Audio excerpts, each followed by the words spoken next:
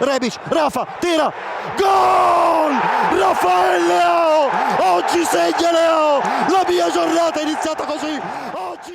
Hello everyone and welcome to another episode of the SempreMilan podcast. I'm your host, Ollie Fisher, joined once again by Anthony Torgrud. What's up, guys? Glad to be back. We got a really exciting episode today. As you can tell, there's a person right below us. I'll just get straight to introducing her. This is Cindy Marina. She's got a long list of accolades, so I'm just going to read them all off for you. She's a model, TV presenter, athlete, Miss Universe Albania 2019, a TV presenter for Serie A, the host of the AC Milan channel, and a former USC volleyball alumni for 2020. So welcome to the show, Cindy. Hey guys, thanks for having me. I'm super excited to be here and talk about all things Serie A. And then we've got the rather underwhelming Madison Darian. Definitely not that exciting. No, this is going to be a brilliant episode. We're obviously all buzzing after last night's result, but we can't dive straight into that one because we've got another game to recap before we do that one. But first of all, we wanted to talk to Cindy, obviously get some insight on what she does. She's a presenter for Lega Serie A and does some work for AC Milan as well. So how did that come about? Because it seems like a dream job, seeing the photos and stuff, and you're at the stadiums watching the games live. How did you get into it and how are you finding it? Yeah, I mean, it definitely is an amazing job. I almost hate to tell the story because I feel like people are going to hate me, but it kind of happened I don't want to say randomly, but it was kind of like a chance situation. It's not that I was looking to do this job specifically, but like you guys mentioned before, I was Miss Universe Albania, so that gave me some exposure in Albania, and our TV, the TV network that I work for, they have the rights for Serie A for Albania and Kosovo, so we stream in these two countries. So I actually do all of the streams in Albanian, which I guess some people maybe don't know, obviously from Instagram, because I don't post videos and stuff, but yeah, so it kind of just happened a bit randomly, I would say. The TV network that I'm working with, they're brand new, so they just launched this last year because the rights for Serie A went up for auction, or I don't know what you would call it, I guess, but it went up for bidding and auction. Sorry, it went up for bidding, and they won the rights. So then, based off of this, they have a bunch of other sports as well. They cover the Italian volleyball league. They cover athletic. I mean, they cover a bunch of sports, but Serie A is the focus. And so, because of my background, with, I guess, media, with modeling, being in front of the camera, I did a little bit of hosting. I hosted Miss Universe Albania this last summer. So I think they just kind of liked my biography, but I think what they liked most was my athletic background, because I did play volleyball for 11 years. I played at USC, and I also played at Duke University for a year, and then I played for the Albanian national team. So they liked that aspect, and they kind of just came to me and were like, listen, we're a new company, but this is the situation. We got Serie A, it's going to be something really cool. And we'd love to have you on board. And so obviously when that got presented to me, I was like, oh my gosh, this is a great opportunity. Obviously I grew up knowing about Serie A, watching some games because my dad and my brother are crazy AC Milan fans. And of course, my first thought was wow, an amazing opportunity, but also it was kind of a big change for me because I had just graduated college and then I would have to move to, Europe. So it wasn't something I had planned to do right after college, but, when opportunity comes knocking, sometimes you just have to jump on board. So definitely it is an amazing job. It is a dream job. I'm enjoying every single moment. But yeah, I mean, sometimes I don't like to tell the story because people are like, oh, I don't know. But anyway, that's the story. I guess it's a little bit interesting, not that interesting, but that's how I came to be where I am today. I think that's a great story. I prefer that story than the generic, I applied for a job and I got it, so I think that's significantly cooler than how we all got our jobs. So I was going to say, if I graduated college and they're like, move to Europe, I'd be like, sign me up.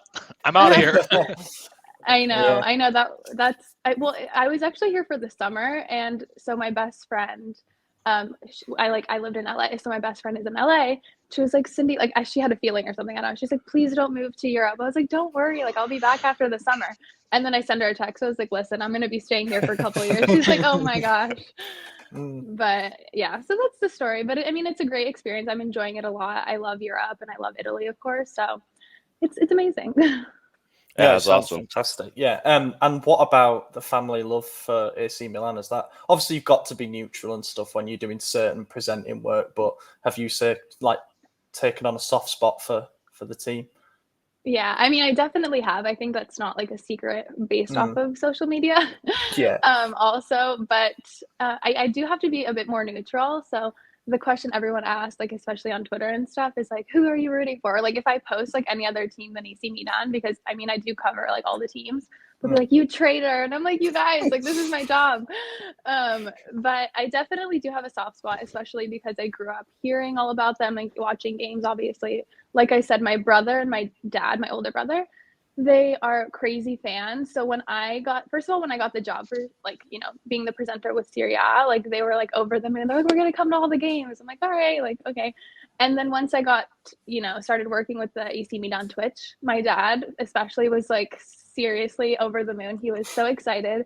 And he was like, oh my gosh, Cindy, like if his favorite player is Van Basten, he's like, if you ever get to interview him, like you got to get me in there somehow. I was like, Dad, I don't know what's going to happen, but okay. But anyway, so I definitely do have a soft spot for Milan, but I try to be as neutral as possible. Yeah, and you know, as I said, I could tell from social media that you probably did have a soft spot. You've got to be a bit more neutral, though, definitely. What's sort of the favourite moment that you've had so far? I'll say the favourite game that you've covered since you've been doing presenting work is the one that stands out above the rest. I mean, I feel like everybody is like, this is so basic, but definitely the derby of like, you know, Milan Inter. I think it was Inter Milan. No, it was Milan Inter. It was the first derby. So it was really just like an amazing environment. I had never been to a game live in the stadium until I started this job. So like my first day on the job was my first live game. And so that was like, you know, an amazing experience. I think the first game I would say would be one of them, and then also the derby, because that was like my first impression of just like the fans live. I think it's so much different obviously than when you're watching on TV. But the derby was like another level. I mean, I've talked about it a bit before, but like obviously we have like headpieces and like, you know, we're streaming and, you know, doing our show. And when the fans obviously were there, they were not full capacity. It was 75%. So I can only imagine what 100 would be. But when the teams came out, like it just was a roar in the stadium. You couldn't hear anything. And I like turned up my mic pack to 100 and I still couldn't hear it. It was just like, I mean, obviously, like it's kind of a problem for the job, but I was like, wow, like this is amazing, you know, like just to have like that level of passion all around and just to feel that environment. And like obviously for the players, I'm sure to be able to play in that is like something unbelievable. Was that your first game worked? Or No, okay. No, the derby was not my first game. My first game was the first game of the season. I think it was Inter Genoa, if I'm not mistaken. Okay. Yeah. And so that was my first experience live in the stadium, but yeah. Yeah, the derby's incredible. I mean, anyone who's been to the game can testify that it's. I remember going the first time. I think it was 2013, and unfortunately we lost 1-0. But I came out saying, you know, it's still the best football experience that I've ever had. My ears were ringing. I couldn't really hear anybody talking because, it is just such a special experience. I don't think there's many other things like it in football, to be honest. And you know, that win that we had against them earlier this calendar year was just special for so many reasons. And thankfully we've got another one to look forward to, another derby, and we've just had one as well. Working for Milan specifically, they've put a lot of money into the sort of media output, and they've got a brand new studio and stuff like that. What's it like working in there? Because it looks absolutely incredible.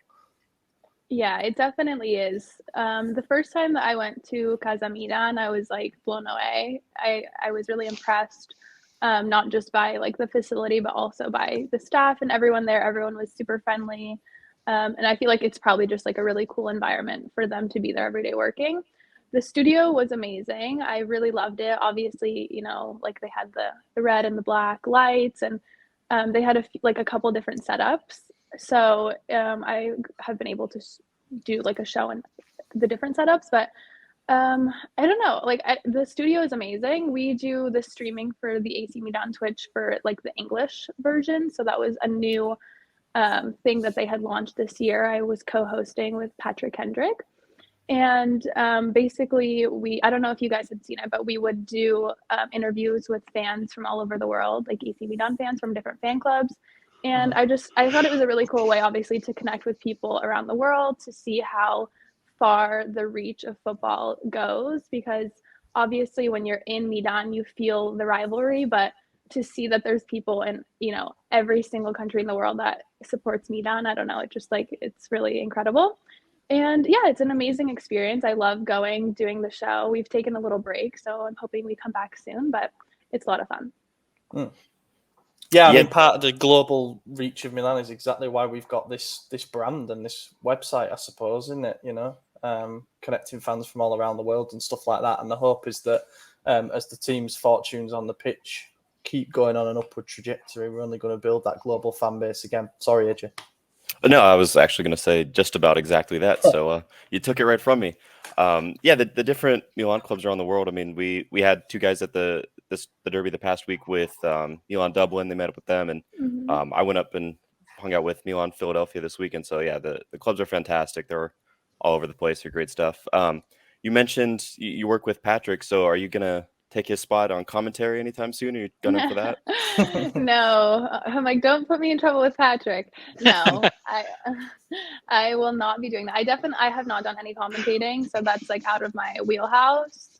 I mean, never say never, but I don't really see myself doing that. And he's really amazing, so I'm super excited, and I was super happy that I was able to work with him on the Milan channel. And I've obviously seen the other work he does with his commentating. He does translating, and like he's really top of the top. So hats off to Patrick. If he's watching this, hey Patrick, I'm not coming for you. And and yeah, no, I don't think I would do commentating. Yes. Yeah, he was on the show a while back, so maybe he is still watching. Who knows? Maybe not. But no, it's a tough gig is commentating. It is really, really hard to do. I had to do a module for my university degree, and I found it really, really challenging. Watched probably thousands of football games in my life, but when you're asked in the moment to find the right words to say, it can be quite difficult. Absolutely. I guess just to wrap up, what's the plans for the future? I mean, obviously this is still kind of a relatively new role for you and stuff, but do you have any other aspirations, any big things that you want to tick off, like covering a major tournament, the World Cup or something like that? I mean, yeah, this is definitely, like you said, it's a newer field for me. I'm just dipping my toes in, I guess, but I do have a lot of aspirations. We don't cover Champions League, but I would love to like go to a Champions League match. I think that would be really amazing. And then, yeah, I mean, obviously anything that presents itself, I'm open and willing. I would love to. World Cup would be amazing. Haven't thought of that one yet, but I'm open to anything. Excellent. Right, I guess we'll go on to the first game that we've got to recap, which happened last midweek, and it's always difficult when we've had obviously a game earlier in the week, and then we're obviously all buzzing after last night's win, but we've got to go back and recap a 0-0 draw in the Coppa Italia semi-final first leg against Inter. I think a few of us predicted a kind of cagey game in this one because both teams weren't coming into it in the best bit of form, and also, a first leg now and then a second leg 7 weeks later does kind of dampen the meaning of the first leg a little bit, and it ended up being a 0-0 draw. No goals to talk about, but what I will say is that I think that we were marginally the better team. Is that the general consensus of the game? Yeah, I would agree. I think 0-0 is probably the second best outcome for us outside of a win, obviously. With the next game being 7 weeks away, now 6, it's really like they were 2 one-offs. And now that we have the away goal rule and the next game is being away, yet still at our home stadium, obviously, like it just plays into our favor so much. We get that 1 goal, and then we basically got 2 goals. I mean, we just need a scoring draw, and we're through to the finals. So, yeah, I'm not too worried, actually. I think we're in a really good spot with this. And obviously, they just won 5-0 to Salernitana over the weekend, but I think their trajectory is aiming down and ours is aiming up. So I think it can only get better from here. I don't know how that logic works, but I'm not gonna lie, I don't really remember the derby much. I just feel like it was kind of boring, but I feel like we were on the front foot for most of of the game. It's kind of weird that we watched 2 derbies in a row that we looked good in, because I feel like lately we have just gotten run over. So hopefully we go through to the final after the next derby. Yeah, and it's in 7 weeks' time, which, as mentioned, is just, it doesn't do much good for anybody. But as AJ mentioned, good that we didn't concede an away goal. That would have been, I don't even know why they still have away goals. I mean, they got rid of it in Champions League and Europa League. I would rather that both teams are just playing without the fear of away goals. But it is what it is. I don't know. I would probably make them slight favourites for the second leg, but obviously we'll come around to previewing that nearer the time. I think perhaps the biggest thing that we can take from the last couple of games is that, because I'm going to have to rope Napoli into this as well, is that if defensively we had really struggled, we've provided 2 resolute performances to keep 2 clean sheets. And I think that was the main thing. Letting in sloppy goals had been our Achilles heel, and we just proved against 2 quality opponents that we can keep things pretty tight. Yeah, I mean, it's not, you have to win against the lower teams, though, to win the championship. And if we can't keep clean sheets against them, then, I feel like we've performed well against teams in the top 4 all season. So yeah, we're kind of doing the opposite of what most teams do. We're struggling against the small sides and doing great against the top sides. And we'll get to that Napoli game in a minute. But I mean, yeah, there's not much to talk about with the derby. It was 0-0. It was exciting to watch, but there was nothing really happened. So I agree. Yeah. I mean, I sorry if I No, go can ahead. just add. no go. Yeah, I mean, I feel like there was like such a hype around it because it is a derby, and so people were like expecting this incredible match. But I know, I almost don't remember it either, because it was a little bit boring, I would say. Like there was not one moment that I would say stuck out to me. One thing that I do think is interesting, and that like kind of reflects not just between that last match, but I guess with the championship the whole season, is that it's so unpredictable. One week it's like one team is a favorite, or it's like, okay, like they're gonna win. For example, like the derby before that, Inter was favorited. I mean, whatever, but and it was a tie. But then, or sorry, one derby before that, Milan won. 2 derbies back, and then that derby, I don't know. It was like, who's gonna? It's flip flop every week. Inter strong one week, Milan strong the other week. Now Napoli's back.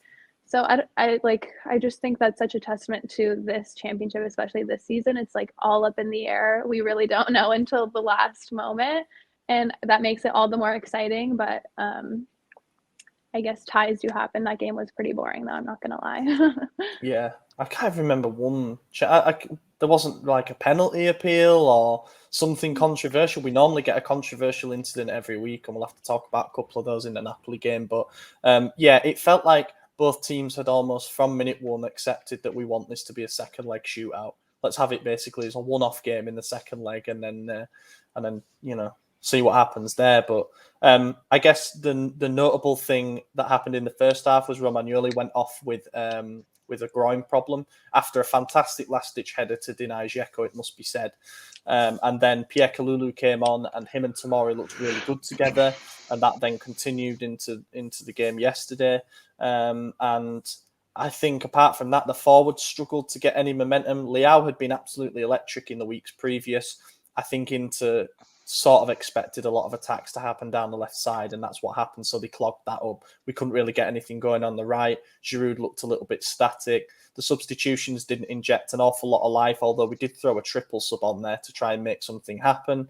But yeah, it's what it is. I mean, obviously Inter responded with that 5-0 win on Friday night, albeit against bottom of the league, but they are a team that we failed to beat recently. And as you said, it's a wide open league. I've talked in recent weeks about how there's a very interesting narrative surrounding every team where if they have a bad result, then everybody starts picking the flaws out of the squad. Like for Milan, if we have a bad result, it's that we're too young. We don't have enough experience. We don't have enough composure. We're immature. We're going to fall apart because we've got a team of kids. But then if we win a game like yesterday, that's our strength. We've got a young, fearless, hungry group that are always going to go out and give 100%. They're going to outrun opponents and stuff. Yeah, that's it. I mean, we do a tops and flops, top performer and the worst performer from every game, and I'm really struggling this week. I don't know what to say about the Inter game. Apart from, I'm going to say that the man of the match was Tomori. I think that he hasn't looked 100% since he came back from that surgery on his knee injury. But that was the game where I finally thought it's clicked for him again. He did a good job keeping Dzeko and Lautaro quiet. So he's my man of the match. Yeah, I'm gonna cheat and just look up the ratings because I did the same remember thing. much. Yeah. So I guess Florenzi was the top there, and I don't want to say Romagnoli was a flop because he came off 20 minutes in, but he did That have the would be lowest harsh. rating. So I guess Krunic that was the next lowest guy there, but it's a tough game to really judge anyone on. I mean, it was so even, and most of the time, the team's form goes out the window in derbies, and I think that kind of happened for both teams in this one, and it was neutral the whole way through. So, I will pick Liao because he's the second highest on there. I don't want to do the same as This AJ. is blatant it is. It's all cheating. Yeah, nobody has And any flop, recollection I'm of going to the say Krunic as well. Unfortunately, I can't cheat like you guys because I'm streaming on my phone. But honestly, like I said, like I cannot remember like one person didn't stick out to me or like one play. But I will say, like, the consistent favorite for me on Milan for many games now has been Mike Maignan, the goalkeeper. I just think he's like such an impact player. I think he's filled the role perfectly. And sometimes, I don't know, maybe like being an athlete myself, I was a setter. I don't know if you guys know in volleyball, but you're kind of like the silent role that like they don't cheer for you all the time. It's always the person scoring. But I don't know, I think without him, some games could have gone differently. And I'll just say he was my favorite, even though I don't remember exactly what happened. And for the flop, I'm not going to say. Fair enough. Yeah, I think that's a good point about goalkeepers. It's always the thankless position because, like you said, it's if we concede a goal, it's all their fault. They're the worst player in the world. But if we keep a clean sheet, it's the team was great. It's never Maignan was great. And actually, I think I said a couple times he's my favorite player this season as well. Actually, that's the only jersey I've bought this year. So, Magnan's great, and he proved it against Napoli as well. He had a good game. So. Showing some love to the goalkeepers. He's been great. He's a vocal leader. Big shoes to fill as well, obviously, with Donnarumma leaving, but he's done really well, and it looks like another bargain operation, to be honest, given the season that he came off. We can move on. No, actually, I want to get everyone's opinion right now at this moment. Are we going through? Are we going to get the job done in the second leg? Yes. Yes. Yes. I might say no then. Obviously, so this is the thing that, again, and it annoys me. I know I've said it 7 weeks. Like, it could be any situation from them. We could have another injury crisis. Inter could be fifth. We could be fifth. Anything can happen in that amount of time. So it's so tough to call from now.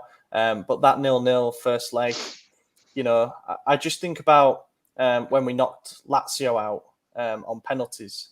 That was a fantastic way to sort of win it. I know it's not away because it's at San Siro still. But then I also remember when we drew the first leg 0-0 away at Lazio, and then we got them back to San Siro for the second leg, and we all thought, well, we got the draw. We can just win at home and we'll be in the final. And we lost 1-0. And when that away goal went in, it's like, oh my God, we need 2 now. That's the pressure. So perhaps the away goal thing works in our favour. We'll see. I'm not massively confident, but 7 weeks in it, so put it to the back of our minds for now and talk about Napoli. This was better, wasn't it? We could actually talk about some meaningful incidents in the game, which is good. So I guess the first thing that happened, I want to go through it chronologically. The first thing that happened was Benacer going down inside the box under a challenge from Kalidou Koulibaly. Now, I think this was a Stonewall penalty, and I'm yet to see anything to change my mind on it. I think Benacer is about to get through, in a dangerous position inside the area, and Koulibaly's doing that sort of backing off thing, but he makes knee-on-knee contact with him and brings him down when he's not really in a position to play the ball. I don't think there's any Christmas cards that are going to be sent to Daniele Orsato from Milan based on his record refereeing us. But he decided not to give that one, and VAR decided not to intervene. Right call, or was it a spot kick? Yeah, I think it should have been a penalty. I think his logic behind it was Benacer probably wasn't going to be in as great of an attacking position as we like to think, because the way he was moving it, he headed it down right at his foot, but it was kind of a far bounce. So there's a chance that even if Koulibaly didn't knock him down, he wasn't really getting to that ball anyway. So I think that was the logic behind it, and I want to give him the benefit of the doubt. Then again, we've seen some decisions from him in the past, so take it how you want. I think that the only outcome of that was Pioli got a yellow card, I believe. So that was, and he was complaining about it for like 15 minutes. well, yeah. I mean, it was a penalty. So I don't know I think it's a penalty, but the ref should not think, oh, he wasn't going to get to it anyway, no call. Like, no, you can't call it based on what's going to happen in the next 5 seconds. You have to call it based on what happened then. Yeah, fair enough. And I think there was a challenge on the opposite end that could have also been called a penalty. So, at least if he didn't call ours, at least he didn't call that one as well. So I think he missed a lot of calls that game. It was pretty rough. He's had really, because obviously the newspapers, they all do the player ratings, but they also rate the referee as part of it. And he's been slated in the newspapers this morning, basically saying he lost control of the game, shouldn't have booked Giroud just before half time, and then Koulibaly maybe could have been sent off for gashing Giroud's leg open. That was kind of nasty. I thought the Giroud card was actually super fair. I thought he should have been carded. He had 2 challenges back to back, and one of them was like 5 minutes before the actual card, and I thought he should have been carded on that one. So the second challenge was a lot softer, but I think the card was deserved just because of the back-to-back nature of it. But I don't know. I'm in the minority on that. I don't think Orsato had that bad of a game, and usually I'm pretty vocal with my disdain towards him. But disdain. I don't think it's that bad. Yeah.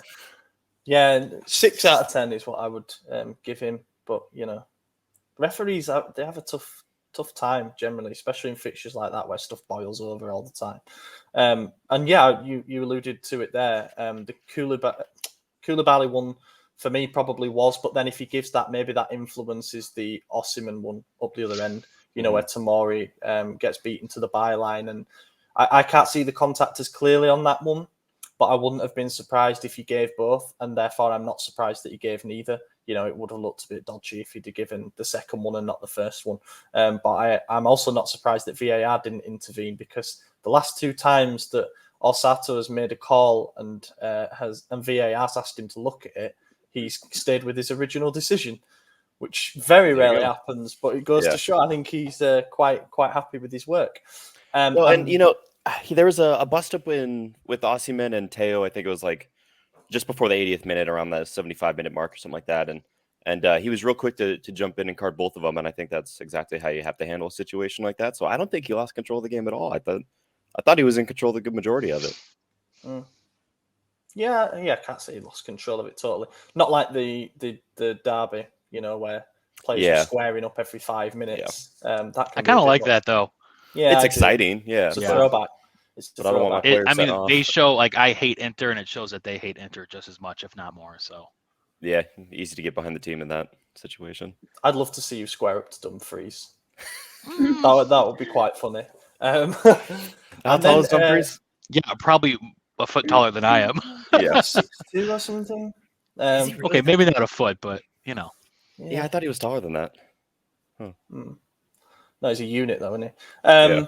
Yeah, and then the goal just after half time. I think it was 49 minutes. It was scored. Yep. I'd just made it back. I was like walking from the station back to the flat, and I turned the TV on just in time to see the goal. So I'm taking personal responsibility for the result. That was good luck. Calabria. It was kind of like the equaliser in the 2-1 derby win, where player sort of picks the ball up on the edge of the box, tries to fire it into a dangerous area, and it just falls to Giroud in the right place at the right time. First time instinctive finish. We paid €1 million for him. He's on 11 goals for the season, and he's now scored in I could say 3, maybe 4 pretty big moments this season already. We're feeling pretty good about Ollie G. This was his first away goal for us, surprisingly. They've all come at 10-0 up until now. £1 million. Or was it euros or pounds? I thought it was pounds. I don't know, a little over $1 million. Either way, it's a lot. It's I think that's pretty good business for him. It should have been free, so I'll keep that in the back of my mind of Chelsea trying to, ring us for as much as they possibly could. But it worked out well. I can't complain on it too much. Yeah, he's great. I was surprised he even stayed on after the big cut on his ankle. I think that was the same foot that he scored with as well. So I thought he was going to come off at halftime. I was surprised to see him stay on, and then obviously it was a really good surprise because he scored right after. And the assist came from Calabria, who I thought had a pretty poor first half. So I was surprised to see that as well. It seemed like whatever Pioli said at halftime worked because we came out so much better in the second half and got the goal right away. And normally when we score early, like in the first half or something, we've been letting off lately and inviting a lot more pressure than necessary. We've been playing like Allegri ball, and it hasn't been working out for us. But that wasn't the case this time. We scored, and then we kept pushing, and obviously we didn't get the second. We had opportunities, but ultimately we never gave Napoli a chance to get back in it. Now we've seen Giroud score, like you said, in some really decisive matches. And I think for me, like that kind of speaks to a bit of the experience maybe that he has versus like the younger players who Leao, we've seen time and time again. He's been like the star of the team. He's come through. But like when it comes, down to it and it's a decisive match, Giroud has stepped up time and time again. I think for him too, like something I've noticed is that every time he's not like Leao who will take the ball and break away from everyone, kind of create the opportunity. But when the opportunity is, kind of given to him in like the right situation, he's usually the one that will put it away. So I think that was, picture perfect for him. It was exactly where he needed it and he knew, how to put it away. So I think he's the one that stepped up in the big games, and he definitely had a lot of criticism in the beginning of the season. And I think now he's kind of shown, he was worth it, or shown that the criticism maybe wasn't as necessary as it was in the beginning. But I was criticizing him at the beginning of the season. Like, why did we sign this guy? He's another Zlatan. I also complain about Zlatan, but we won't get into that. He shows up in the big games, but in the little games, he doesn't really show up. So it's kind of like a double-edged sword, Yeah, I think the criticism of Giroud was just really the age. Our main striker's 40 years old, and now we're signing a second striker who's 35, and you're starting to look at what Ollie mentioned earlier, the criticism versus the praise, depending on the form, is the young team. Well, striker's a position that youth is actually a lot more important in than the other ones, but as Giroud and Zlatan are both showing, it's just a number this time around, so it's working out great. Yeah. And my criticism more was he was coming off the bench to play, and we were signing him to replace Zlatan, who was getting injured, and we were expecting him to start every game. Yeah, but look at where he was coming off the bench from. He was at Chelsea, It doesn't matter. Champions League winner, so I think it matters. Oh, we lost. Like you didn't like my comment about Giroud. Yeah, no, I it's can't totally be a part of this. Understandable, really. I feel like after a fantastic result, we've kind of got bogged down here a little bit in the details of our summer transfer window. But yeah, I guess the thing that stands out for me, as Cindy kind of alluded to there, is that I think where our inexperience in other areas shows in those games where we've dropped points and we shouldn't have, is that sometimes I think the players try too hard to create big moments. And Giroud knows, especially in big games, that he's always going to get a chance eventually. He doesn't go looking for it. He doesn't go trying to, force it too much, because that's when you can be wasteful and that's when you can lack the composure and stuff like that. But the other players perhaps do sometimes try a little bit too hard to be the hero themselves. But God, yeah, I mean, I will add this bit on at the end. We talked about the potential of getting a head-to-head advantage versus having a head-to-head disadvantage against Napoli, given that we were tied on points going into the game. So obviously we lost the first game of the season against them 1-0 at San Siro. It was an early Elmas goal, I think it was, but then it was shrouded by the controversy of a late disallowed goal on us. Kessie scored, and Giroud was apparently laying immobile in an offside position. And obviously there was a big fallout after that, which you can understand. We've been on the wrong end of some pretty bad decisions this season. But with the second game, we had a chance to kind of even the score, so to speak, get a bit of revenge. So we're 1-0 up. we're 1-0 up, and it's the ideal situation because we know that if we get a second goal, then we're getting the head-to-head over Sorry, Napoli. guys. That's okay. No worries. I All see your good now. background changed as well. To a lovely chandelier Yeah. as well. I'll tell you what, this makes the plaster Yeah, on my I wall moved look my real bad. phone turned off. Yeah. Thank you. Yeah, sorry about the No worries. interruption. But It happens back. all the time. Madison's got a pretty poor connection himself, so That's it. Throw him under the bus. Throw him under the bus. So yeah, we're 1-0 up. We have a chance if we score another goal to get the head-to-head over Napoli. We go on a breakaway in the 9 seconds of the game.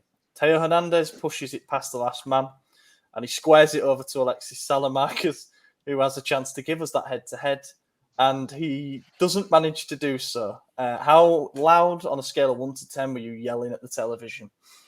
11. I was furious. So I was obviously in the cafe with Milan Club Philadelphia, and there was a lot of us there, a lot of Napoli people as well. So everyone was screaming, whether they were happy about it or mad about it. Everyone was screaming, and some choice words were used, but ultimately it didn't matter. That would have given us the head-to-head if we scored that goal. However, the goal difference is only, I believe, 2 goals. So we could still make that up and get that, extra invisible point out over Napoli, and then it's no big deal at that point. I'm not too worried about it. If it was Macias, that goes in though. Potentially. Yeah, potentially. I really wanted it to go. I mean, obviously wanted it to go, and it would have been great to win 2-0 and as I get the head-to-head. But really, I wanted it for Salamarcas because I feel like he could really use a confidence boost. Yeah. And to score a goal that sealed the game, I could just picture him scoring and running off to where the curver were and celebrating in front of them. And what a picture that would have been. It would have been massive for his confidence because he's been criticised quite a bit in the last few weeks. Yeah. But it didn't happen. But it didn't happen. We have to make do with 1-0. Obviously, scoring a second goal, making it 2-0 in the 90th minute or whatever minute it was, seals the game, and it's over right then and there. But also, with the way we missed, and then having the corners and just leaving the ball in the corner flag there, something about doing that for me gets me so excited because then it's so just satisfying. Like everyone knows it's over. We won, and now it's just like try and get the ball, and you can't. And we did it against Atalanta at the end of last season when we secured Champions League qualification, and I love that so much. So seeing that again, and especially in a game like this, was just so satisfying. I'm always a fan of that. I wanted to mention a couple of things that have been picked up on. Pioli deserves a lot of praise. First of all, he didn't have much choice, but because of Romagnoli's injury, wasn't quite 100% fit. But for throwing Tomori and Kalulu out there and trusting them, they did a fantastic job together, those two. I initially had my fears that they wouldn't complement each other as a centre-back pairing because they're both quite aggressive. They both rely on playing high up, challenging the ball carrier, and obviously using their pace and athleticism. And I thought that might not be the best combination as a pairing, but God, they look good. And Osimhen's no easy customer at all. He's one of the quickest, strongest players in the league, centre forwards in the league, and they really, really limited the amount that he was able to influence the game. So they did a fantastic job. Yeah, I think he's still tentative coming back from the injury. I don't think he hasn't done poorly since his return, but I don't think he's back to where he was yet. And it's only going to be game time. He just needs more playing time for him to get back to that comfort level. Obviously with the injury such as his, I think he broke his orbital bone. Like, you don't just put your body on the line again. You're going to be a lot more afraid of it, and it's going to take time to get back to that level. So I think we're lucky to have faced him when we did, because in 5-6 weeks, something like that, he's going to be a killer again, and it's going to be real scary for whoever he's up against. I definitely agree. I think he, was the biggest threat for Milan. They definitely suppressed him very well. But I did wonder as well if maybe the injury is like something that is still on his mind. I saw one point, I forget who he collided with, and he like went sliding into the water. And I was just like, oh, like I'm sure for him, it's like every time he gets, goes down, it's probably a bit scary. He definitely had a big injury.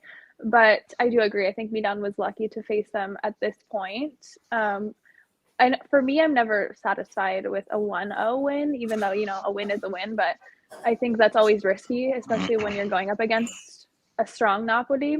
So I think, obviously they're happy with the result. Everyone was happy. Milan fans, not Napoli fans, but I think that was maybe if it was later in the season, I agree that it could have been more risky.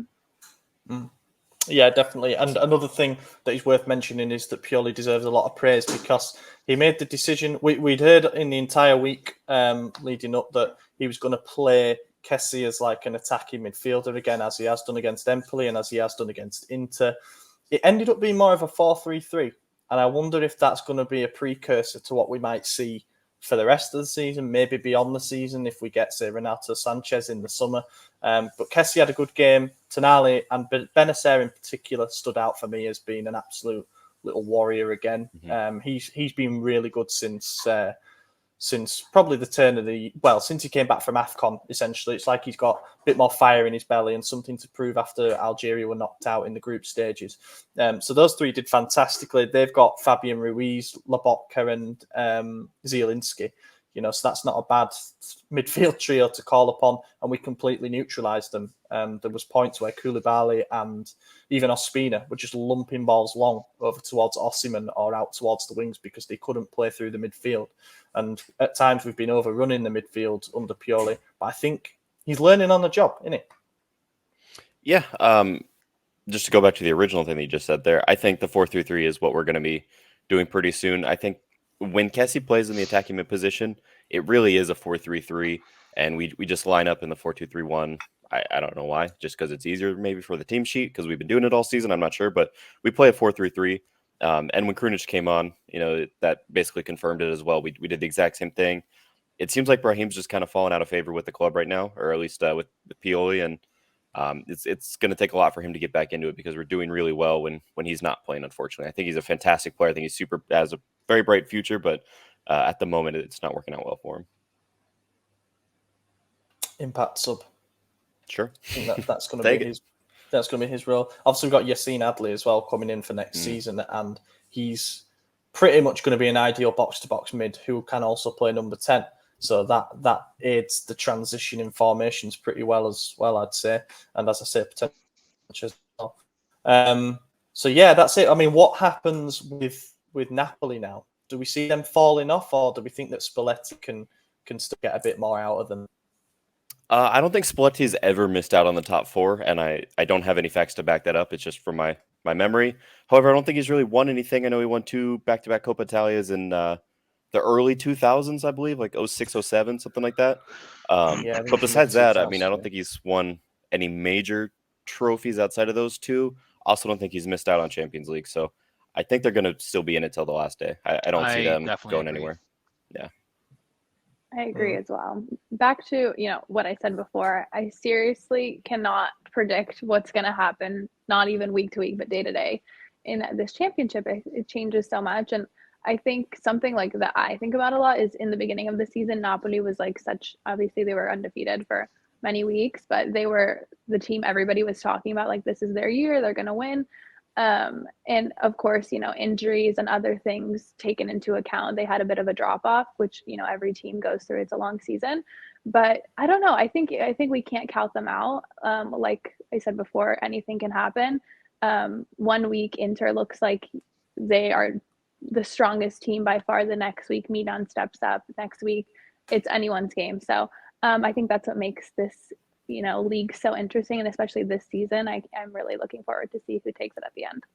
Yeah, the title race is 2 points separate right now, and Inter have the game in hand. And you look at the other leagues around Europe, and it's not even close. I think the Premier League's on like a 13-point gap or something. Well, no, 6. actually, yeah, I forgot Liverpool's coming back, once. but between first and third is like 13 points. I think in France it's big like that as well. In Germany, and then here we have this 4-horse race, potentially 5 if you count Roma in there, because I think they're only 6 points off fourth now. It's so close, and the way Napoli and Milan's trajectory began this season, yes, Napoli was in first the good majority of it, but Milan and Napoli were neck and neck, tied on points, getting the same results up until they played each other, really. And then the following week they lost to Spezia. We beat whomever we played, and then it was equal again. And it's just our form and our results have mirrored each other so perfectly this season. It's actually crazy. It's like watching the same team twice, and it creates for exciting television, exciting viewership. But As a biased fan, it's so nerve-wracking. Yeah, I it's wish the very league was stressful. weak. I just want to steamroll everyone, but it's not Yeah. happening. It's such an exciting league, and it's if we win this one, it's going to mean a lot more than it would if we won a season when the league was a lot weaker. So that's a cap or a feather in our cap if we do pull it off. It will mean a lot more than winning in front of empty stadiums. That's for sure. Yeah, exactly. I mean, the stadiums are packed to whatever the allotted capacity is week and week right now. So it's been fantastic atmospheres all around. And we can actually afford our team. So that's one of them as well. Yeah. We'll do tops and flops quickly for Napoli and then move on to the Empoli preview thing we've got to do. I'm guessing that probably someone's going to pick Giroud. Someone's going to probably pick Kalulu maybe. So I'm going to go Tomori. I thought Tomori was fantastic. Had a tough job. This was his second big test since coming back from injury, and he passed it with flying colours. He looks back to his best. Thought he did a great job. Yeah, I mean, I don't want to take the easy route two games in a row for this, but it's got to be Giroud. Who else can you pick? It has to be. So, yeah, I'm gonna give it to. Well, yeah, I'll give it to Giroud. I'll just take the easy one. Sorry, go ahead. No, I was just gonna say I hate to take the easy route also, but I think you have to give it to him as well. He performed in a big match. He came out with the game-winning goal, and he deserves it. I don't know. I don't like to do the flops. That's fine. That's fine. Okay. You can be exempt from that. Okay. I'm gonna go a team of Kalulu and Tomori for keeping a clean sheet. Yeah, is that allowed? He deserves a lot of praise for his performance. That goes back to what Cindy was saying earlier. When you mentioned the clean sheets, you praise the center backs, not the goalkeeper. He did. He had one save today. There weren't many saves. Yeah. I don't think he had a over the top incredible game, but there was nothing wrong with it. He had a perfect performance for what he had. You could only save the shots that are coming at you, and there weren't many. Yeah. So, and if the defense is doing their job, then you don't need to make any saves. Yeah, exactly. I think Napoli's XG was 0.4, so it's not like they were really surprised it's that high. I don't really remember them having an awful lot at all. To be honest. It says 9 shots total, 0 big chances, and only 2 on target. So yeah, they didn't do too much. God, I'd have bitten your hand off for that before the game. Yeah, any kind of clean sheet would have been a real statement. And yeah, we got the 3 points. The flop's really hard, isn't it? Because I don't feel like anybody had an absolute disaster, to be honest with you. The midfield experiment worked. I'm going to have to give it to Messias, and that feels quite harsh in doing so. But our threat, again, just looked so left side heavy, and he got brought off. You can definitely give it to Salamakers as well. But I'm guessing someone else is going to do that, and I like to be different. So I'm picking the other right winger. I wasn't going to do that, actually. I'm going to pick something that might be a little controversial, might upset some people, but I'm going to go with Calabria. I know he had the assist, but the entire first half, he just looked like it was his first time playing the game. He really struggled up until the assist, and then he found form, and it was such a good performance from everyone overall that half of a bad game is all it takes to really be pinned as like the weakest link here, and he wasn't even that bad. But yeah, I guess that's who I got to go with. I missed the second half, so I don't even see him play, but I have heard enough to say Salamakers, because he is good enough to be playing in Division 2 of Belgium, so we should just send him on back. A real Yeah, we have Cindy, who doesn't want to pick a flop, though. We have Madison, who just wants to attack all the players as viciously as possible. Yeah. That was harsh enough for the both of us, so there you go. That I did it. Right, Empoli preview. This is gonna be a quick one. I mean, when we played Empoli earlier in the season, that was the game just before Christmas, and we were all talking about how it was actually going to be a tough game because Empoli, on their return to Serie A, have been doing pretty well at that point. They were in the top half. They seemed quite tough to beat. They had good ideas tactically. I like Andrea Soli as a coach, and since then they've really struggled. To be fair, they haven't won a game since before Christmas. They've really struggled in 2022 so far. They've been sliding, but thankfully everybody else below them is also equally in desperate situations. But yeah, they're on a winless run that I think, just counting off the top of my head, looks to be 11 games now in the league. They've had some hammerings in there as well. They conceded 5 to Sassuolo. They conceded 4 to Roma. It might be that they're running out of gas a little bit after a really good first half of the season, it would be fair to say. Their most recent result, I actually watched this game because it was the early kickoff. They drew 0-0 with Genoa, and that was the worst game of football I've ever seen. That was really, really poor. That's two teams that I think if the season started now, they'd struggle. They'd really struggle to stay up. But they've had their moments. They took into extra time in the cup. As I said, they got some good results in the first half of the season. They've got some talented players in there as well. I really like Samuele Ricci. Mattia Viti is a good young centre-back as well. But yeah, there's not an awful lot else to say, apart from if we really are serious about winning the league title this year. We dropped points against Salernitana and we dropped points against Udinese in our last home game. This really needs to be 3 points. There's no excuses, and it needs to be comfortable. It needs to be a statement win that we can win against the lower ranking sides, and we can do so without the difficulty that we've kind of become used to. Well, I think that's exactly what you're going to get. Zlatan's most likely going to start this game with Giroud most likely going to sit out because of that gash on his ankle. There's no reason to start him a week later. He also came off with a sprained ankle, so he might be out for multiple games. So he's going to be out for a while, and I don't want to say good timing on an injury, but if there was a time, at least it's when Zlatan's back from his. So at least we still have a striker there, and I think he's going to get on the score sheet. He's going to be hungry to do so. He was our top goal scorer when he went out, and now I think he's third, so he's going to be itching to claim that top spot again. Obviously, Teo's suspended, so most likely Calabria is going to play left, and we'll have Florenzi on the right. So you'll see a lot more attack heavy on the right side than left, which is pretty rare for us, but that's what I'm expecting. And just looking historically, we've outscored Empoli 7-2 since 2019, so I'm not too worried about this game. I think it's going to be pretty light work for us, but maybe not the crazy blowout that some people are going to want. It's not going to be like Torino last season where we won 7-0. I think this will be 2-3-0 at most, maybe even 3-1 if we let up too early. But yeah, this shouldn't be that difficult of a game. Because AJ said that, it is now going to be a 1-1 draw. Could be. I hope it's going to be a 2-0 win. Hopefully, Zlatan actually performs. Before he was injured, it was like playing with one man down. So hopefully he has come back hungry and proves me wrong once again. Well, I think that was Zlatan's issue is he got hurt, but he was still having to play because everyone else was hurt too. So I don't think you should attack. He's also like 40. Yeah. Is he 41 now, or is he? No, he's just 40, 40. right? He's 40. Okay, well, we say just 40, but I mean, he's still pretty old. But yeah, yeah, I don't know. Cut him some slack. He's the GOAT. He is the GOAT. I know. I honestly have expected more from him this season as well. But, he is the GOAT. We can't hate on him, in my opinion. But I don't know. I think this Empoli game, I think definitely Milan has to go in and make a statement. They just came off of, a big win with Napoli. And like we've said before, we've seen like sometimes against the smaller teams, they don't show up. But I think at this point in the season, if they do that, like they could risk it all. So I'm sure Pioli will try to keep that focus. I'm sure the team will try to keep that focus, but I hope that they do come out and make a statement.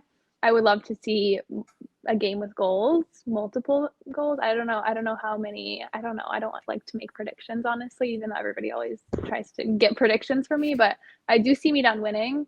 For me, they're the stronger side by far. But like I said, you never know. Anything can happen. If they don't show up, it just takes one goal to switch it all. So I see them winning, but we'll see. There is one thing as well, a little like subplot to the Salernitana game is that they just got a new manager who knows Serie A well. And obviously they still think that they can stay up. It's going to be a tough ask for them to do so, but that was probably their best home performance of the season, and they got a 2-2 draw against us. Udinese came to San Siro. They're still scrapping for their lives. They're hovering just above the relegation zone, so they're going to fight for every point. Empoli, meanwhile, are 10 points above the bottom three, so they're near enough safe. you can't rely on. I remember the Cagliari last home game of last season when we needed to win to qualify for the Champions League. They came with nothing Right to after play we for, and had a got huge draw. win too, right? Yeah. So you can't say that that we can rely on a team that's got nothing to play for, just downing tools or anything like that. But maybe, just maybe, if we get a couple of early goals, they're not going to come roaring back at us because they absolutely need something from the game. I don't know. I'm going to say a 2-0 win. I would just love another win, love another clean sheet as well. That'd be great. As long as Cutrone doesn't score against us, because that is always one of those things, you know. Football has some weird romantic narratives like that sometimes. But the player to watch out for them, I'll go on record as saying I really like Bayrami. He scored against us in the first game of the season. And He he's equalised, Albanian. actually. He is. Yeah, he is. We were linked with Shout him. out. He was a transfer link for us, and I think we'll be keeping an eye on players like that, definitely. So, yeah, he's the guy. Who knows? Maybe might make his way up to us one day. Right, talking points, and then we'll do a couple of questions, and then we are done. So I wanted to bring up something that's come out today. It's a report from France. There are actually now several reports saying it. Just as a bit of fun, really. Obviously, the situation surrounding it's not fun, but apparently there might be a transfer window opening very soon to get players out of Russian and Ukrainian clubs. Obviously, with the situation that's going on there, it's terrible, and football's probably going to stop, or at the very least, that's in Russia. It's stopped in Ukraine already, and there might well be some players who want to leave for obvious reasons, and that does throw up some interesting names. So the ones that got picked out by one journalist were Malcolm, formerly of Barcelona, David Neres, formerly of Ajax, Pedrinho, Claudinho, I think Claudinho's at Zenit, and then Kjaer is what I'm going to call him because I can't pronounce his surname. The Rubin Kazan winger that we were heavily linked with. Do you think this could be an opportunity, one that doesn't come about very often, to just bolster the attacking options for the running?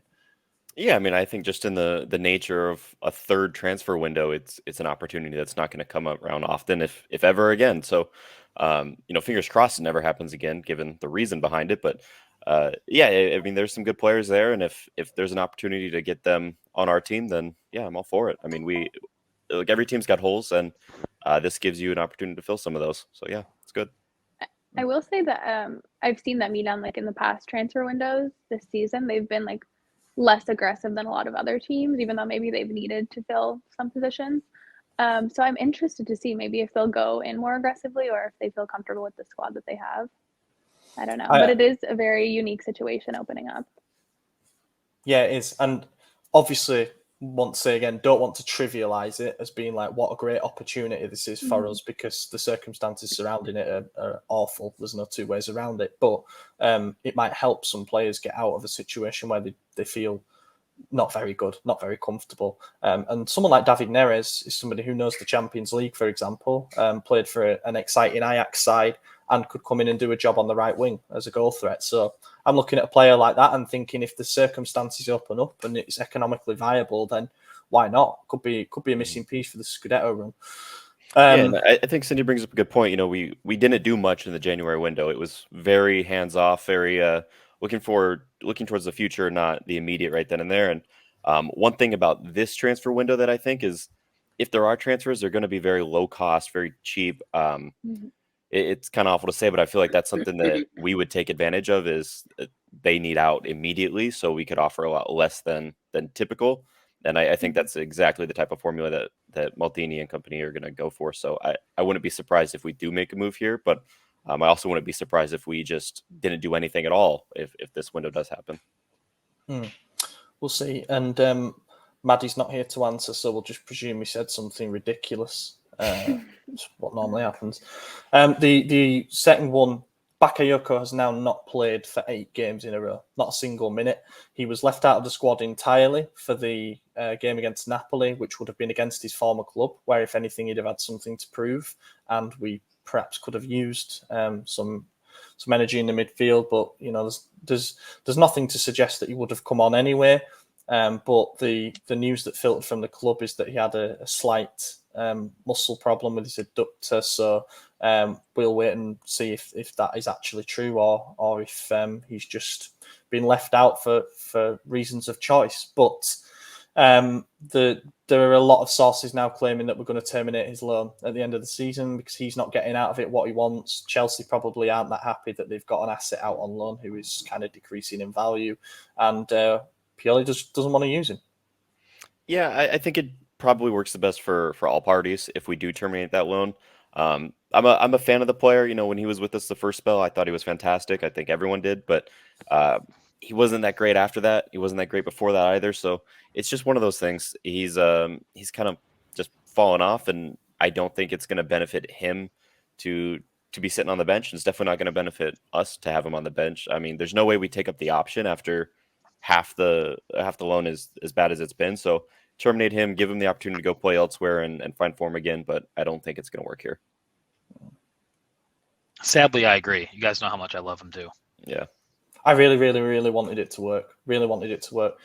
He had a bad first half of the season when he was on his last loan with us. And then Gattuso managed to kind of put the differences aside, and they really got the best out of him playing in that 4-3-3. And the switch to the 4-3-3, funnily enough, on Sunday night made me think, can we find some use for him? I don't know. I really hoped that it would work because I know how much he loves the club and he's been waiting to come back. But he also wants to play football. You know, and that's the bottom line. And I think that that he might be on the lookout for a new club. We'll see. But we have got a 2-year loan, so if we decide to keep him around, then we've got another year to make a decision. But there is also a potential clause in there about an option to buy turning into an obligation, and it's a 15 million deal. Don't know what's true and what isn't. Obviously, not being able to view the contracts and stuff involved, but we'll see what happens. We'll see. Final one I wanted to mention, because this one keeps coming up as well. Mazraoui from Ajax, right back, being linked by numerous sources as well. I like him. He's kind of like Hakimi, but not quite as explosive. And, you know, he's played wing back, he's played right back. He's actually also played central midfield. So he's a bit of a Florenzi type player. So that's why I'm going to ask, would you rather sign Florenzi for $4.5 million or bring in a guy like this on a free transfer? I would just stick with Florenzi. He's been here. It's been working. He knows the league. I think the other guy's a fantastic player in his own right, but I think you got to show loyalty to the players you currently have, and he's performing, and it's a cheap loan deal, so just make it permanent, and you know it's working in the system now, so why change it? Yeah, he has chemistry with the team, so it's worth spending the money than taking the free guy who could just suck. Yeah, he might flop. We don't know. I don't really have much information about him, so I don't think I can give a big, analysis about him. But I do think I agree, with the idea that Milan is strong on loyalty. We've seen that even with the Donnarumma or the Kessie. I think they would rather have a player that wants to play with them rather than it be much of like a business deal.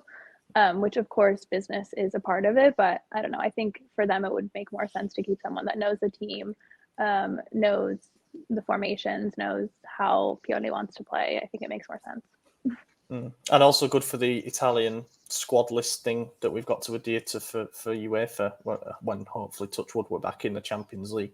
And yeah, let's do a couple of questions and then we can wrap up. So the first one that we got in comes from Vega Peterson, who sent this via email. So you can send questions via email if that's what you want to do. The way Kaluna's been playing lately, do we need another centre-back to replace Romagnoli if he leaves? Or could the money be better spent elsewhere? Yeah, we still need another center-back. I mean, yeah, we do. Kjaer's injured. He comes back. He's fairly old as well. Like, we don't know how he's going to return. His injury is pretty serious, so he might just not be the same player anymore. If Romagnoli leaves, then we essentially have two center backs. So yeah, we absolutely need another one. Yeah, I mean, I really think we're going to sign Botman. I feel like that one's in a good place. A lot of good reports coming out to that effect that he's chosen us over Newcastle, who obviously have an embarrassment of riches at the moment. So that would be good. That would be a good sign for the project if we were to be able to bring him in. I think he's the long-term partner to Tomori as well, because obviously right-footed and a left-footed centre-back. And he's young, and it just goes to show that the ownership are willing to invest in youth if they think that it's the right investment. But then we would need another one as well, in my opinion, because put it this way, we've got 5 centre-backs this season. We've used all 5 of them. But injury crises do happen. You can't just pretend that we're only ever going to need 3 of them all season, because you do run into tough patches where you need every single person. Matteo Gabbia has had quite a few minutes. He's had starts. And can't be naive enough to think that we're not going to have the same problems next season, given how bad our luck seems to be on the injury front. So I would sign him, and I would potentially sign a young centre-back, maybe a young Italian centre-back as well, just to boost the squad list thing. Make sure that we replace Romagnoli and also bolster the defence, as we were going to do in January anyway, but didn't manage to get anyone over the line. Yep. Next one. Bargello asks, is it safe to assume that Tonali Benacer should be our starters regardless of if Kessie renews? Yes. I mean, actually, I don't want to pay him. What does he want? 8.5 to suck. So probably like he's had one good season. Yeah. Well, I don't think Kessie's bad, man. I think he's had a couple bad games, but I think overall he's good. I don't really mind who the starting partnership is. I think all 3 of them are more than capable of doing the job necessary. So whoever Pioli wants to start for that game, I support it. I think Benacer and Tonali have higher ceilings. Sorry for interrupting, by the way. No, you're okay. No, I kind of agree. I don't know. Like for me, obviously I'm not the coach, but if I knew that a player was leaving, I would want to develop the players that I know are going to stay and kind of get them in the formation. So for me, it makes more sense that they would be the starters. But then again, I do see why Kessie, is a starter time and time again. He does perform well for the squad. I don't know. That's what I would do. Yeah, I thought he was really good, to be honest with you, last night. Not like 8 out of 10 or anything like that, but it was a good job from him against a very tough midfield. He made Fabian Ruiz's life very difficult, unlike when he tried to pin Brozovic because he's the focal point of Inter's formation.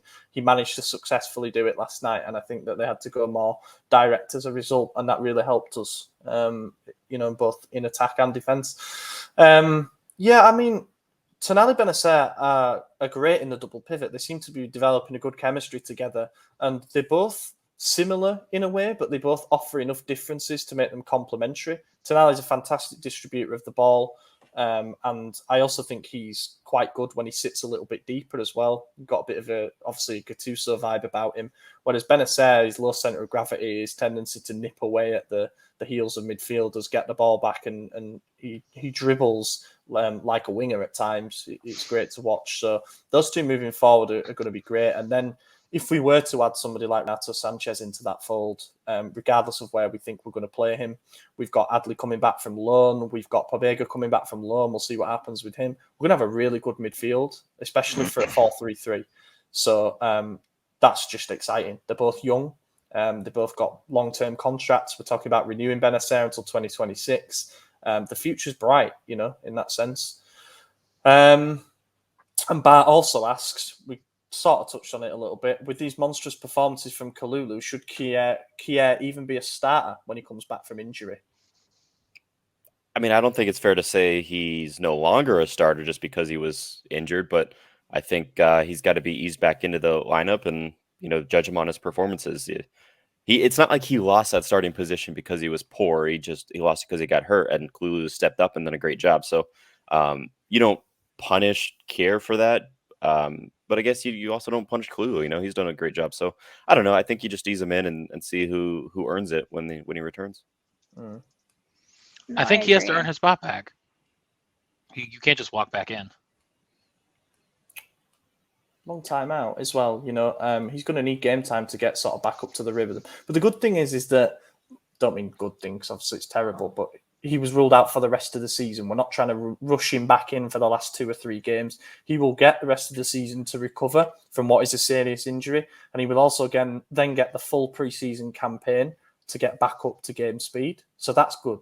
That's good. If he's back at 100% for the first game of next season, then I think Pioli's got a really difficult decision to make when it comes to selection, because he's been very influential since he came. He's got leadership, and he's helped us out so much since he came. There's no two ways about it. But at the same time, I think that if we're signing Botman for 30 million, let's say hypothetically that's the price that it would be, we're not signing him to sit on the bench. Not at that amount.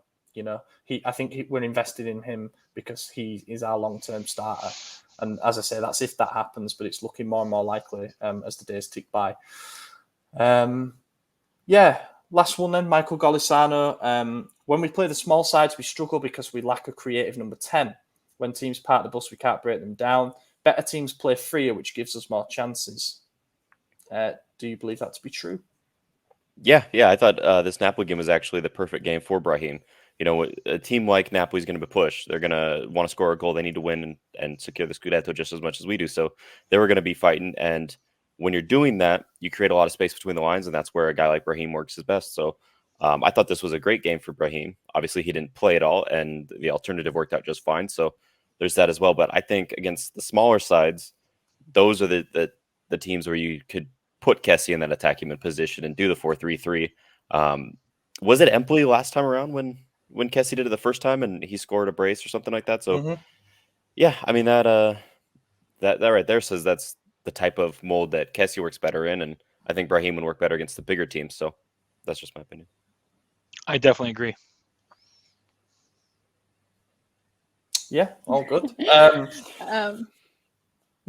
mean, the thing, it's just the way football works without wanting to oversimplify it too much. If you come up against a team that is wanting to score goals against you rather than hold on to the result that they've already got, there are going to be more spaces in behind, and the strengths of our play are winning the ball back high up the pitch and exploiting the spaces. The teams that come and play a lone compact block, they don't leave many spaces, whereas Napoli, they want to come at us. Same with Inter, they're always going to give you a little bit to go on. We do need to develop a way to put away those teams that come and play with the low block. You think that like the early goal against Salernitana, the early-ish goal against Udinese, that's why you get yourself in a position where you can manage the game well. We managed the game fantastically yesterday. We still had around about 45 minutes when you include the added time to see out after we scored, and we never really looked in trouble. Yet when we're defending a lead against Salernitana and Udinese, for some reason, we looked in a lot of trouble. So we need to figure out a way to manage those games better. But yeah, in answer to the question, that's the way football works. If a team comes at you, you've got a little bit more to go back at them. It's been a pleasure. It's been a good episode, this one. Thank you very much for joining us, Cindy. Really appreciate it. And I'm going to have to ask you, I suppose you can't sit on the fence for this one. I'm just going to ask you straight up, are we going to win the league? Well, first of all, thanks for having me. I don't know. It's so hard. And I honestly, like I said, I like to be a bit more impartial, but based on performances, I like to be objective. I don't know. Based on performances as of late, for me, it's between Milan and Inter. I would love to see Milan follow up after Inter won last year. I think it makes things much more interesting. I'd love to see Milan win, but I don't know. I'm going to say I have to wait a little bit longer, but I think it's between these two clubs. What do you guys think? Yes. Yeah. So someone tweeted it, and I don't remember who, so I apologize for not being able to cite my source here, but over the last, I already forgot the number of seasons, but a lot of seasons with 10 games to play, whoever was in first has won it in all but one season. Obviously, this season's a bit different because Inter still have 11 games to play, whereas everyone else is on 10, so that plays a lot heavily into their favor there. But I think historically it looks good with that 10-game stat. Another weird one is the last time Milan drew to Udinese twice in a season was the last time they won the Scudetto. We did that again this year, so I'm just gonna pray for a little history repeating itself and say yes, we win it. I would like to think that we win it based on. I mean, us and Inter have both been dropping points to easy teams, but I really hope that we do it. It'd be wild, especially if they clinch it while I'm in DC. That'd be even more wild. Yeah, I'm gonna cop out and say I'm not saying a word. I'm bad for superstition and for jinxing it. So 2 people have made a call and 2 are not biting on it. Yeah, but that's it. Thank you very much for joining us. I wanted to make a special announcement actually before we end the show. We now have an Italian website. It's been in the work for some time now. SempreMilan.it is where you can go and find that. And it's at SempreMilanIT for the Twitter and the Facebook account. As I say, we've been working on it a long time, and we're delighted to launch that. It's been the next step for us as a brand for some time now. So go and check that out, support it, follow us on everything. And yeah, we hope you guys enjoy it. Just trying to make things bigger and better for the community out there. But yeah, I've been your host, Ollie Fisher. You can find me on Twitter at Ollie Fisher. AJ? Yep, Torgid45. Cindy, did you want your Twitter, Instagram shouted out, or we'll put both in description? Sure. But Okay. yeah, thanks again for joining us. And thank you guys for having me. Also, you guys do an amazing job. I often am on the SempreMilan, website reading your guys' stuff. So you guys are amazing, and thank you for having me. It was a lot of fun, and hope to talk again soon. Definitely. Edward__Telt. I was like, am I going to sign out, or are you just going to? Yeah, you've got to. Yeah, thank you very much for watching and listening, everybody. Like, comment, subscribe, all that good stuff. And thanks if you made it this far. We will catch you in a week's time. Ecco l'Ante in area di rigore, Ante, vibra, gol! Vediamo se è buono, ce lo dà buono, ce lo dà buono, ce lo dà buono.